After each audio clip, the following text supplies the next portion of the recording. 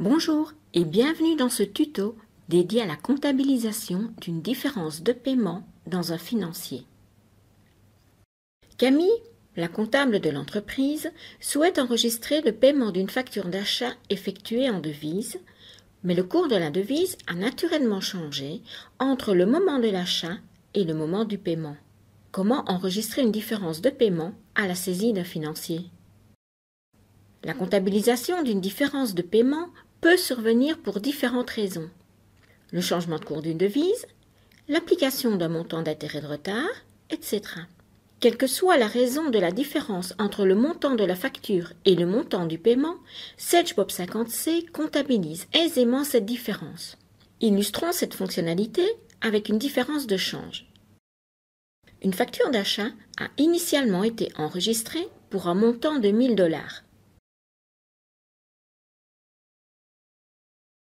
À ce moment, ce montant équivalait à 909,09 €.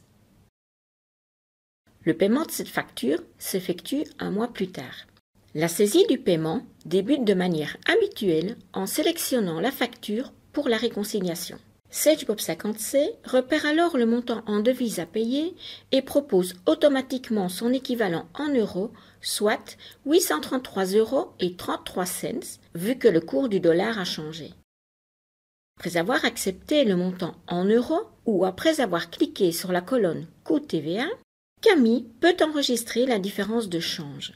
Le bas de l'écran propose automatiquement la différence entre le montant de la facture et le montant du paiement en euros. Cette différence peut être étalée dans plusieurs catégories. Dans le cas de Camille, il s'agit uniquement d'une différence de change. Une fois le montant introduit, SageBob 50C adapte le montant de la différence. Ces nouvelles informations peuvent maintenant être enregistrées et la différence de paiement est actée dans l'écriture du financier. La comptabilisation s'effectue alors de façon classique. Voyons le résultat après la validation du financier.